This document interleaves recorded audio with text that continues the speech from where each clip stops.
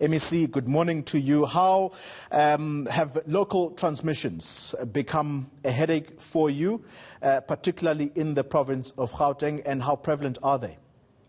Good morning and good morning to your viewers. Yes, they're a big problem, but they're an important marker on the effectiveness of drastic measures. So what we are going to be observing over the period of time is to see how we can be able to get it into plateau and then to start to decrease. Because they indicate that actually the actual activity of the spread and the transmission around the community. So for us, it is quite worrying that the number is beginning to increase. By how much would you say? We're currently standing at 61 in terms of the number of those who are infected. Out of that 61, how many were infected through local transmission or internal transmission? At the moment, from yesterday's statistics when we slept, we're still having around 6. But I'm sure the number will still be going up and increasing. But we're hoping that in a week's or so time, the numbers will start to be steady and to start to decrease. Yeah. But one of the tricky issues that we are actually capacitating ourselves and increasing the number of tracers, because those are the individuals and people that are going to be able to make contact with those who have been exposed and be able to test them. MEC, talk to us about the 61 who are infected. Are there any among those people who are in a critical condition right now? At the moment, no one has been very critical, and I think most of them they actually required moderate support treatment, and they've been discharged to self-isolation mostly 3 days after being admitted. So we've been very fortunate, and I think it's something that we need to keep our fortunes on, that we have not had somebody who has been very critical. There was a gentleman in the 50s in terms of age whom you said much earlier was in a critical condition. Remind us again where that person had come from and what is their condition right now. At the moment, he's doing well, but remember that one of the things that makes us worried or anxious, it's the issue of the high-risk groups that we normally get infected. Because when you are old, at around 60 or so elderly people, they are actually at high risk and they normally do not do very well in terms of getting infected. But we have had cases now of a couple of around 70s who have been doing well and who, in actual fact, are almost at the recovery phase.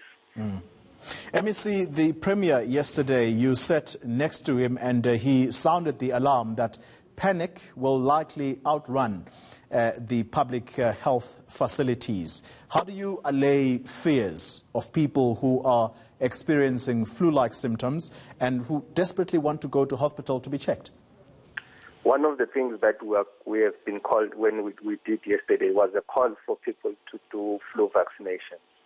And flu vaccinations, unfortunately, from the public sector, we're only going to focus and prioritize those who are the most vulnerable, the elderly, the pregnant women, and the young kids, and young kids. And then those who can afford to go and get a flu shot, they can able to do that.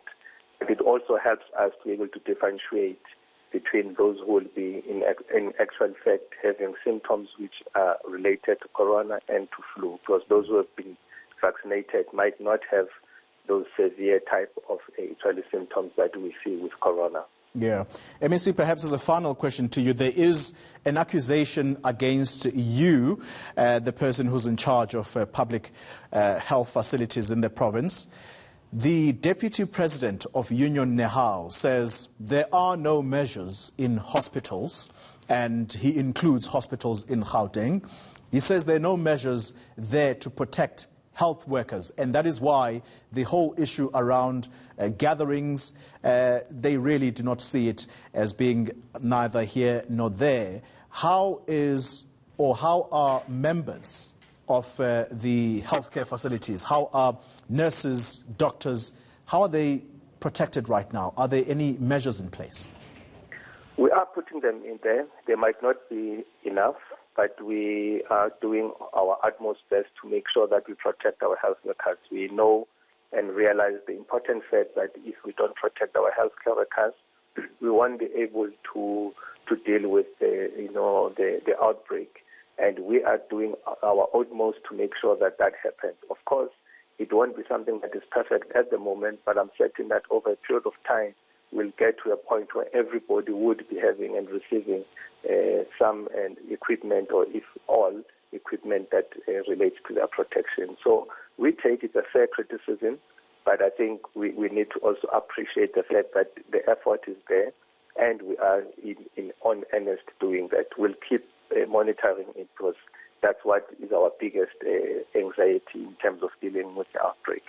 MEC Bandile Masuku, he is the Gauteng Health MEC, talking to us there on the line. Thank you very much for your time.